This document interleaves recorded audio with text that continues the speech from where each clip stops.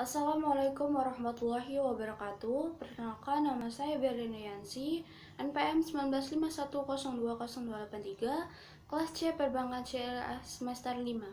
Di sini saya akan membacakan soal dan jawaban untuk ujian tengah semester mata kuliah Sistem Informasi Manajemen. Yang pertama yaitu sebutkan 3 bentuk perkembangan sistem informasi manajemen yang terjadi dalam masa pandemi saat ini dan jelaskan bentuk perubahannya.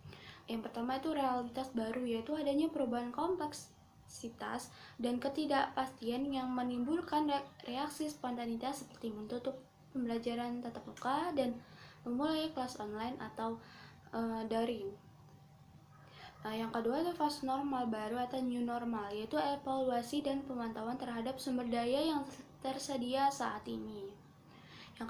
Yang ketiga itu ada fase mempersiapkan membangun masa depan dengan melakukan adaptasi, kreativitas, dan digitalisasi yang berkelanjutan.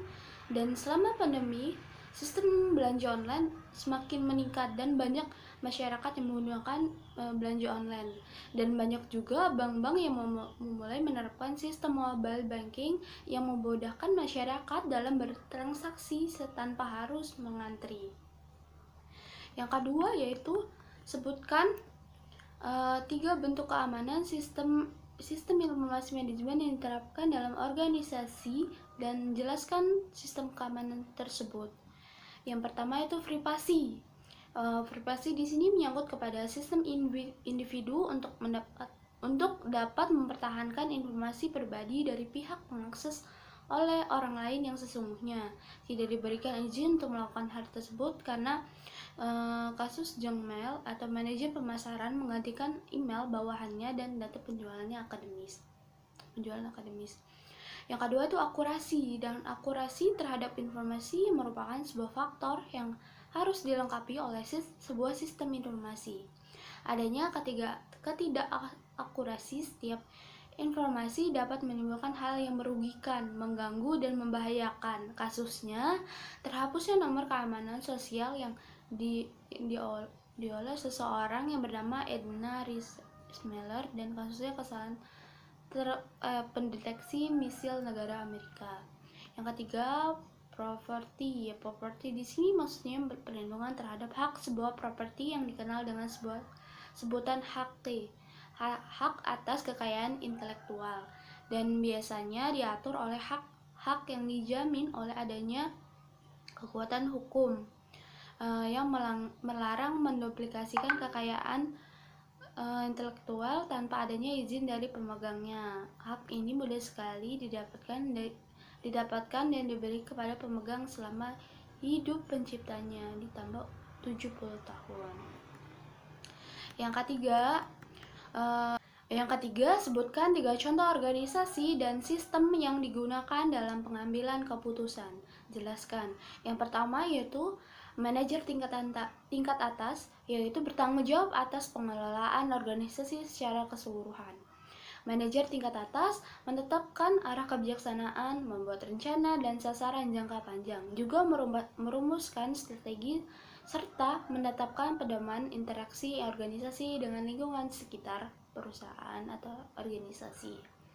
Yang kedua yaitu manajer menengah, bertanggung jawab atas pengelolaan organisasi berdasarkan departemennya, wilayah, produk, atau divisi.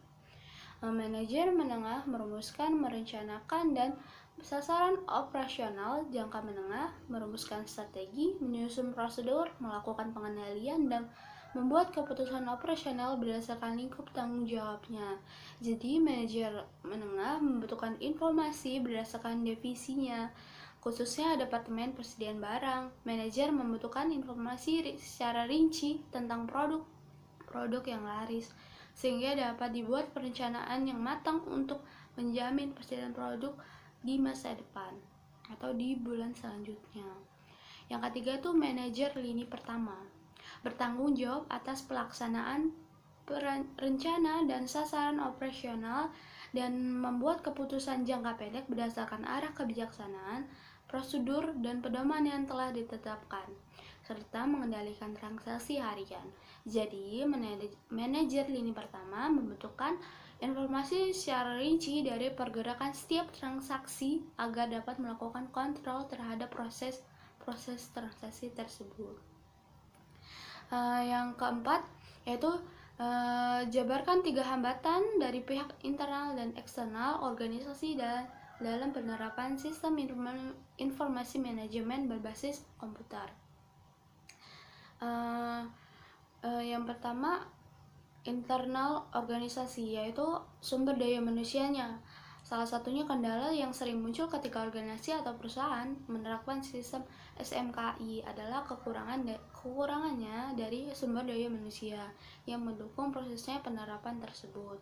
Kelengkapan dari peralatan organisasi dan struktur organisasi yang lengkap dan terinci. Yang keadaan eksternal organisasi itu keadaan ekonomi, sosial, politik, dan hukum, budaya, dan lainnya. Yang kedua, kendala dari pendanaan pihak eksternal pada beberapa organisasi terjadi pelaksana audit eksternal yang tidak sesuai dengan jadwal yang telah disepakati, sehingga mempengaruhi timeline project. Sistem informasi manajemen berbasis komputer berguna baik dalam sistem tertutup maupun sistem terbuka. Di dalam model keputusan tertutup, komputer bertindak sebagai sebuah alat penghitung untuk bisa menghitung hasil optimum. Di dalam model terbuka, komputer bertindak sebagai pembantu bagi manusia dalam pengambilan keputusan, dalam menghitung, menyimpan, mencari kembali, menganalisis data, dan sebagainya. Perancangan tersebut memungkinkan manusia dalam pengambilan keputusan mengalokasikan tugas dirinya pada komputer. Sekian jawaban yang dapat saya sampaikan. Wassalamualaikum warahmatullahi wabarakatuh.